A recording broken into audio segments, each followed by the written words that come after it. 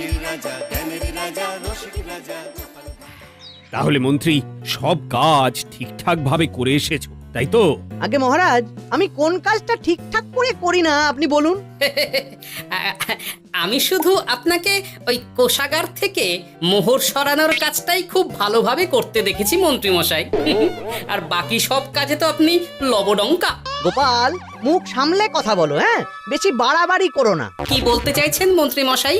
বাড়াবাড়ি করলে মারামারি হয়ে যাবে? আচ্ছা, হয়েছে হয়েছে, অনেক হয়েছে, সকলে এইবারে থামো। ঝগড়াঝাটি বন্ধ হোক, এমনিতেই খুব গরম।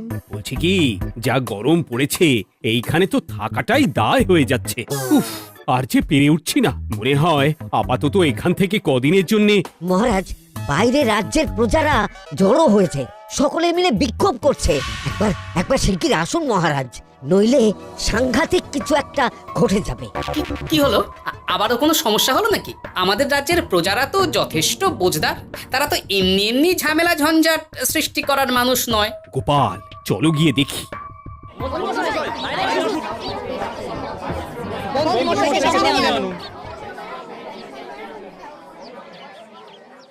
কি ব্যাপার, তোমাদের কি সমস্যা হয়েছে? এইভাবে বিক্ষোভ করছো কেন? মহারাজ, মন্ত্রী মশাইকে সামনে আনুন, তারপর বলছি কি হয়েছে না হয়েছে। সেরেছে। আরে, আমাকে ডাকছে কেন? আচ্ছা, বলছি তোমরা একটু শান্ত হও। আমি বুঝতে পারছি তোমরা কিছু একটা কারণে খুবই অসন্তুষ্ট হয়েছো, তাই সেই জন্য বলছি আগে শান্ত হও, তারপর বলো মন্ত্রী মশাইকে কেন খুঁজছো, উনি কি করেছেন? গোপাল দাদা, তুমি তো জানোই রাজ্যে যা গরম পড়েছে, তার জন্য খাল বিল পুকুর নদী নালা একেবারে শুকিয়ে গেছে, চারিদিকে জলের হাহাকার। হ্যাঁ হ্যাঁ, সে তো জানি। গত সপ্তাহে এই সমস্যার কথা জানিয়ে মহারাজকে অনুরোধ করে গিয়েছিলাম যে রাজ্যের বাঁধটা যাতে খুলে দেওয়া হয়। কেন? আমি তো তোমাদের কথা রেখেছি। আমি তো দুদিন আগেই মন্ত্রীকে পর্যাপ্ত পরিমাণে মোহর দিয়ে বাঁধ খোলার কাজে পাঠিয়েছিলাম। কেন, উনি কি বাঁধ খোলেননি? সেইটা ওনাকেই জিজ্ঞাসা করুন। গত দুদিনে উনি তো বাঁধ খুলতে আসেনি, উপরন্তু আমরা ওনাকে ডাকতে গেলে উনি আমাদেরকে তাড়িয়ে দিয়েছেন। সে কি, এ তো ভারী অন্যায়। দুদিন ধরে অপেক্ষা করে আর না থাকতে পেরে আজকে আমরা এখানে এসেছি। এই অবস্থায় আমরা কি করব? যদি আমাদেরকে আমাদের রাজ্য সাহায্য না করে তাহলে কোথায় যাব আমরা? ছি ছি ছি, আমি তো ভাবতেই পারছি না। মন্ত্রী, এই মন্ত্রী। মহারাজ, মন্ত্রী মশাইয়ের ব্যাপারটা পরে দেখে নিচ্ছি, আগে এদেরকে শান্ত করেই চলুন। মনে রাখবেন, প্রজারা একবার বিপক্ষে চলে গেলে কিন্তু খুব মুশকিল হয়ে যাবে। শোনো সকলে, তোমরা আজকের দিনটা একটু কষ্ট করো। আমি কথা দিচ্ছি, কাল সকাল হলেই বাঁধ খোলার ব্যবস্থা করব। ঠিক আছে? ঠিক কথা বলেছো তো গোপাল দাদা। দাদা বলে যখন ডাকো, তখন দেখো এই দাদা তার ভাইদের কিছুতেই নিরাশ করবে না। শুধু আজকের দিনটা একটু চেয়ে নিচ্ছি, ব্যাস। ঠিক আছে, আজকে আমরা চলে যাচ্ছি, কিন্তু কালকে কিছু না হলেই। কোনো কিন্তুরই জায়গায় নেই পুঁটির বাবা, আর তোমরা রাগ করো না। চিন্তা করো না, সকাল হলেই সাঙ্গ পাঙ্গ নিয়ে আমি বাঁধ খোলার কাজে নেমে যাব।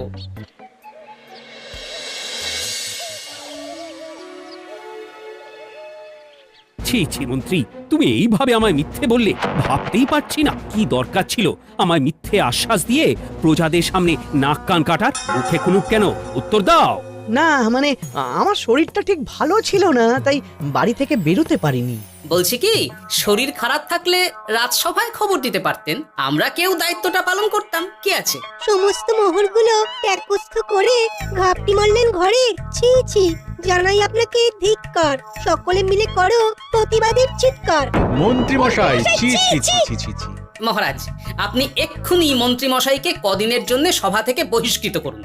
সে তো করবই, তবে তার আগে আমি চাই কালকে যখন বাঁধ খুলতে তোমরা নামবে, তখন সেই কাজে কোনো লোক নিয়োগ না করে মন্ত্রীকেই বাঁধ খুলতে নামাবে। মহারাজ, এ কেমন বিচার আপনার? আমি না রাজ্যের মন্ত্রী। মন্ত্রী না ষড়যন্ত্রী। মন্ত্রী মশাই, তাহলে কালকের জন্য প্রস্তুত থাকুন। মহারাজের বাঁধ খোলার জন্য সকল মোহর তো আগেই আত্মসাৎ করেছেন, এবার শুধু কাজে নেমে পড়বেন, কেমন?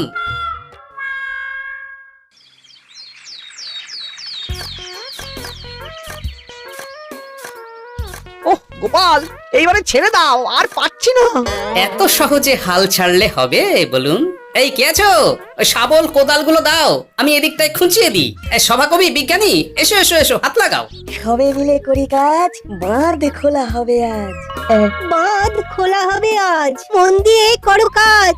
একদম, হাত লাগাও, জোর লাগাও। গোপাল দাদা, সভাকবি, বিজ্ঞানী দাদা আর আর বাকি দাদা ভাইরা আসুন আসুন, সকলে একটু শরবত খান। আমাকেও একটু শরবত দাও। মোহরগুলো খেয়েও তৃষ্ণা মেটেনি বুঝি? হুম? বাঁধ এক্ষুনি খুলবে, প্রজাদের সব জ্বালা জুড়োবে। বাঁধ খুলে গেছে। আমাকে বাঁচাও, আমাকে বাঁচাও।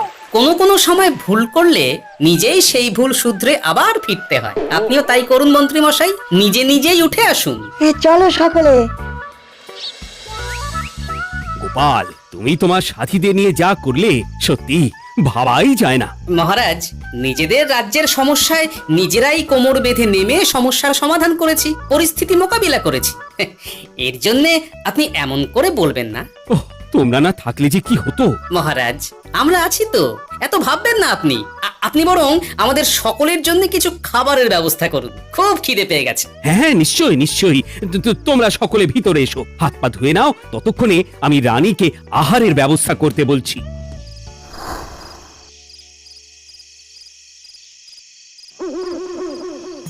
ওমা গো, ওমা বাঁচাও, কি শরীর খারাপটাই না লাগছে গো। একে গিন্নি, বাবারে, কি হয়েছেটা কি? ও, তুমি এইভাবে এখানে শুয়ে কাতরাচ্ছ কেন? বলি তুমি এসেছো? হ্যাঁ, এই তো আমি চলে এসেছি। কি হয়েছে গিন্নি? তোমার কোথায় কষ্ট হচ্ছে? গরমে হাঁসফাঁস করছি গো, পারছি না। রান্না করতে গিয়ে খুব বাজে অবস্থা হয়ে গেছে গো, এই থেকে এইখানে পড়ে পড়ে গড়াচ্ছি। ঠিক আছে, আজ আর রান্না করতে হবে না গিন্নি, আমি রাজবাড়ি থেকে খেয়ে এসেছি। বাহ, নিজে খেয়ে এসেছো বলে আর রান্না করতে হবে না বলে দিলে? এদিকে রাত্রে আমি খাবো কি, সে খেয়াল আছে? হ্যাঁ, খেয়াল আছে, খেয়াল আছে। যাও, আমার জন্য রান্না চাপাও আর একটু জল দাও। দেখো, এত গরম পড়ে কৃষ্ণনগরের অবস্থা শোচনীয় হয়ে গেছে। বয়স্ক লোকেরা কোনো কাজই করতে পারছে না। সত্যি তো, এই গরমে রান্না করাটা খুবই কঠিন গিন্নি। কি বললে? আমি বয়স্ক লোক? আমার বয়স হয়ে গেছে, তাহলে নিজে কি? না গিন্নি, আমি তোমায় কিছু বলিনি।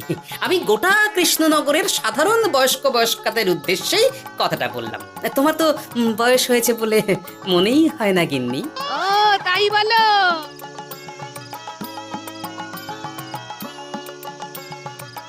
নাও গিন্নি, জল নাও। আজ না হয় আমি রান্না করব। হে ভগবান, মুখের একটু লাগাম দাও। এইভাবে যখন তখন সত্যি কথা বলিও না।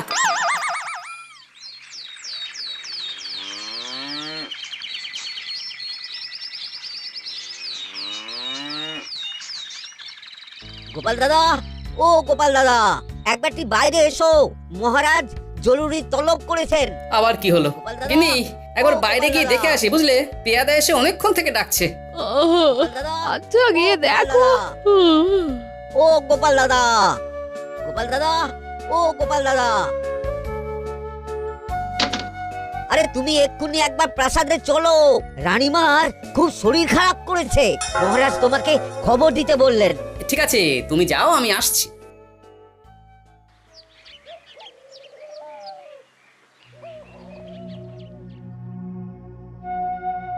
গোপাল, কি হবে বলো তো? রানী তো দুমদাম করে ব্যারামে পড়ে না। মহারাজ, ভয় পাবেন না, আমরা আছি তো। বৈদ্যকে পরীক্ষা করতে দিন, দেখি সে কি বলে। মহারাজ, অতিরিক্ত গরমের জন্য শরীরটা খারাপ হয়েছে। আসলে উনি এই তীব্র দাবদাহ নিতে পারেননি।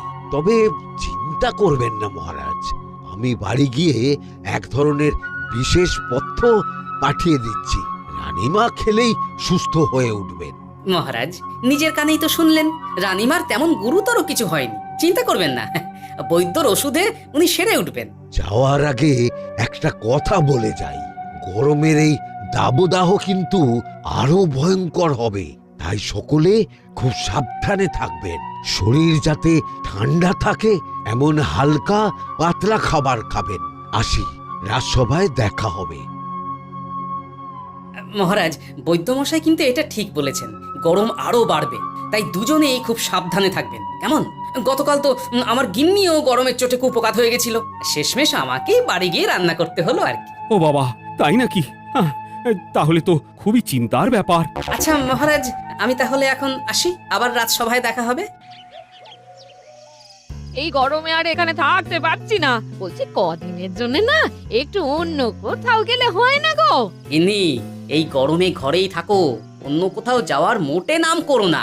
বাইরে বেরোতে গিয়ে যদি কোনোভাবে গরম হাওয়া শরীরে লেগে যায় তাহলে বিপত্তির আর শেষ থাকবে না গিন্নি। কিন্তু এখানেও তো যা গরম পড়েছে, পচে গলে মরে যাই আর কি। উফ গিন্নি, দয়া করে এইসব বাজে কথা বলা বন্ধ করো তো। আমার আয়ু থেকেও তোমার আয়ু দীর্ঘ হোক। বাহ, তুমি এসব কথা কোথা থেকে শিখলে গো? হুম? এই তো তোমার থেকে আর কি। গোপাল গোপাল, রাজ্যের অবস্থা খুবই বেহাল। এই সবই আমাদের পোড়া কপাল। আরে সভা কবি, কি হয়েছে? তোমাকে দেখে তো মনে হচ্ছে তুমি কিছু। বিজ্ঞানী মহারাজ দুজনেই অজ্ঞান। ঘটি ঘটি জল ঢেলেও ফেরাতে পারিনি তাদের জ্ঞান। কি বলছো কি? তা তুমি এই ব্যাপারটা জানলে কি করে? গিয়েছিলাম একটু আগে বিজ্ঞানীর বাড়ি, গিয়ে দেখি লোকজনের ভিড় সারি সারি। সে কি? শুনলাম মহারাজ তাকে কিছু বলতে এসেছিলেন, তারপরে দুজনে বাইরে বেরিয়ে আসতেই অজ্ঞান হয়ে গেলেন। মহারাজ বিজ্ঞানীর বাড়ি গিয়েছিলেন, তাও আবার রানীমাকে ছেড়ে? রাজবৈদ্য কত করে বললেন এই সময় যখন তখন ঘরের বাইরে বেরোবেন না। কে শোনে কার কথা? আমার মনে হয় মহারাজ তেমন কোনো গুরুত্বপূর্ণ কিছু কথা বলতেই বিজ্ঞানীর বাড়ি গিয়েছিলেন। গরম কমানোর উপায় আলোচনা করতে হয় তো গিয়েছিলেন। আমাদের মহারাজ তো নিজের চোখেই দেখেছেন এই তীব্র গরমের চোটে রাজ্যের কি অবস্থা, কি অবস্থা। ঠিক বলেছো গিন্নি, আমার এই কথাটা তো মাথাতেই আসেনি। ধন্যবাদ গিন্নি, অসংখ্য ধন্যবাদ তোমায়। আমায় পরে ধন্যবাদ জানিও। হ্যাঁ, এখন আর দেরি না করে বৈদ্য মশাইকে সঙ্গে নিয়ে বিজ্ঞানী মশাইয়ের বাড়ি যাও। হ্যাঁ,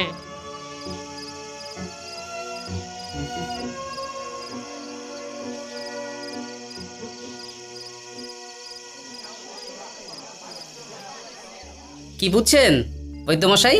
খুব একটা ভালো কিছু বুঝছি না গোপাল। দেখো, সত্যি বলতে ওই কৃষ্ণনগরের অবস্থা খুবই বাজে। তাই এখানকার মানুষেরা একে একে অসুস্থ হয়ে পড়ছে। বাইরের অবস্থাটাও তো ভালো নয়, বুঝতেই পারছো। এখন সান্ধ্যকালীন হাওয়াতেও গরমের তাত রয়েছে। দেখুন, রাজ্যের যা অবস্থা, তাতে যদি রাজ্যের মাথা থেকে সমস্ত প্রশাসনিক প্রধানরাই অসুস্থ হয়ে পড়েন তাহলে তো ভীষণ বিপদ। সে তো বটেই। এই জন্যেই আমি বলি কি, মহারাজ সহ সকল সভাসদেরা এই রাজ্য ছেড়ে কদিনের জন্য পাহাড়ি কোনো এক জায়গায় গিয়ে থাকুন, পরিবার নিয়েই যান। দেখুন, আগে নিজেরা বাঁচলে তবে তো রাজ্যবাসীকে ভালো রাখতে পারবেন, তাই না? কথাটা কিন্তু মন্দ বলেনি বৈদ্য। গোপাল, এই গোপাল, তুমি পাহাড়ে যাওয়ার ব্যবস্থা করো। এইখানে আর কিছুদিন থাকলে মরেই যাব। হ্যাঁ গোপাল, আমারও তাই মত। এক্ষুনি যা শরীরে ক্লান্তি এসেছে, আর কদিন এইখানে থাকলে মরেই যাব। মহারাজের অনুরোধে গরম কমানোর কোনো ব্যবস্থাও তো করতে পারলাম না।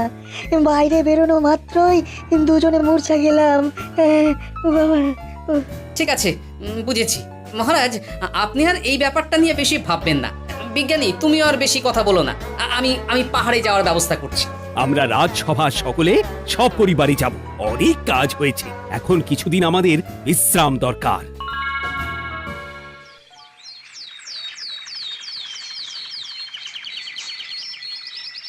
কি গোপাল, মন্ত্রীকেও তুমি আমাদের সঙ্গে নিয়ে যাচ্ছ? তুমি কি সব ভুলে গেছো? মহারাজ, আপনি খামোখা উত্তেজিত হবেন না। আপনার শরীরটা কিন্তু ভালো নেই। আর মহারাজ, আপনার রাজ্যে বাস করে আপনার থেকেই শিখেছি বিপদের দিনে পরম শত্রুকেও দূরে ঠেলতে নেই। গোপাল এটা ঠিক কথাই বলেছে। যতই হোক, উনি তো আমাদের মন্ত্রী, তাই এই বিপদের দিনে ওনাকে ফেলে যায় কি করে বলুন তো? সত্যি গোপাল, তোমার তুলনা নেই। ঠক, সবই নাম কেনার চেষ্টা। গোপাল, চলো এইবারে রওনা দিই। বলছি, খাবার দাবার আর জলের কলসিগুলো উঠেছো তো? হ্যাঁ, খাবারের পাত্রগুলো আপনার জিম্মায় থাকবে, আর জলের কলসিগুলো আমি সামলাবো।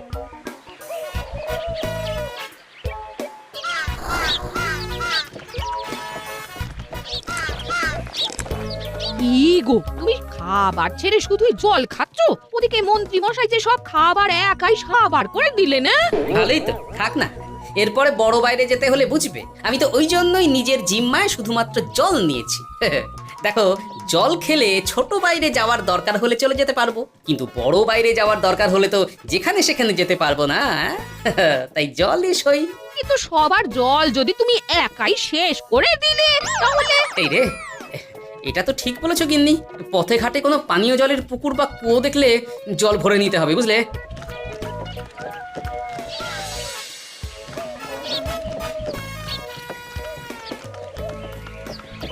সকলে আসুন, দেখুন দেখুন মহারাজ আবার মূর্ছা গিয়েছেন। আসুন। সে কি, কৃষ্ণনগর পেরিয়ে এসেছি, এখন এই অচেনা অজানা জায়গায় এসে মূর্ছা গেলেন? গিন্নি চলো তো শিগগির গিয়ে দেখি। কেউ ঘাবড়াবেন না, মহারাজের শরীরটা আসলে খুব দুর্বল ছিল তো, তাই মূর্ছা গিয়েছেন। তবে চিন্তার কিছু নেই, আমি এক ধরনের পথ্য দিচ্ছি, এটা খেলেই উনি আবার সুস্থ হয়ে যাবেন। ঠিক আছে বৈদ্যমশাই, আপনি তাহলে যত তাড়াতাড়ি সম্ভব পথ্যটা তৈরি করুন। হ্যাঁ, আমার এই পথ্যটা তৈরি করার জন্যে একটু জলের প্রয়োজন, একটু জলের ব্যবস্থা করুন তো। এ মা, বলি গাড়িতে যে এক ফোঁটাও জল নেই গো, কি হবে? এই গোপাল, তুমি একাই সব জল খেয়ে বসে আছো? হ্যাঁ গোপাল, এখন এসব বাদ দাও, চলো একটু জলের ব্যবস্থা করি। হ্যাঁ, খানাখন্দ, খাল, বিল, নদী, সমুদ্র, যেখান থেকে পারো জল নিয়ে এসো। জল ছাড়া এই পথ্য বানানো অসম্ভব। দাঁড়াও, আমি একটু ছোট বাইরে থেকে ঘুরে আসছি। হ্যাঁ, খুব জোরে বেগ আসছে, ত্যাগ না করতে পারলে বুদ্ধি খুলবে না।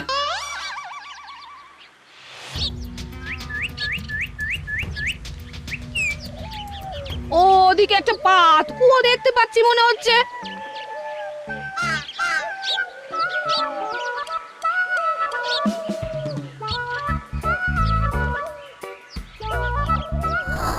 জল কোথা থেকে পাবো? তবে কি জলের অভাবে আজকে মহারাজ সুস্থ হতে পারবেন না? রানীমা, ব্যাকুল হবেন না, আমি আছি তো। আমি থাকতে কিচ্ছু অঘটন ঘটবে না। সকলে শুনুন, বিশেষত মহিলাদের বলছি, আপনারা সকলে নিজেদের কাছে যত শাড়ি আছে সেই প্রত্যেকটা শাড়ি আমাকে দিন। আমি শাড়ি জুড়ে জুড়ে লম্বা রশ্মি বানাবো, তারপর সেই রশ্মিতে বালতি ঝুলিয়ে জল তুলব। দয়া করে কেউ দেরি করবেন না।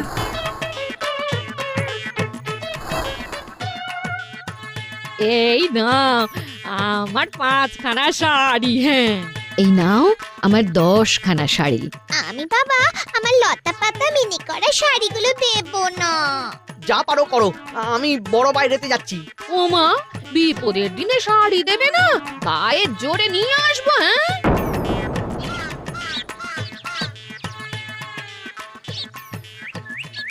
এ বাবা, এখনো কিছুটা কাপড় লাগবে তো। যা গভীর পাতকুয়া, সবার সব শাড়ি তো কাজে লাগিয়ে দিয়েছি, এখন কি হবে? আরে ওই তো কার একটা ঝোপের কাছে ধুতি পড়ে রয়েছে, যাই ওইটাই নিয়ে নি। এই গোপাল গোপাল, আরে করো কি, ওটা তো আমার ধুতি। আরে আরে আমি এই ঝোপে বড় বাইরের জন্য এসেছি। আরে মন্ত্রী মশাই, বড় বাইরে করার সময় অযথা অন্যদিকে মন দেবেন না, তাহলে পেট সাফা হবে না।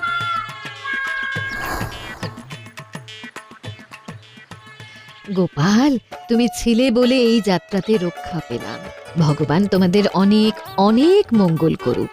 এই দেখো না, ওরা না আমার লতা পাতা আঁকা শাড়িগুলো নিয়ে নিয়েছে। এই দূর তোমার শাড়ির লতা পাতা, আমি নিজেই জড়িয়েছি বড় বড় ঘাস পাতা।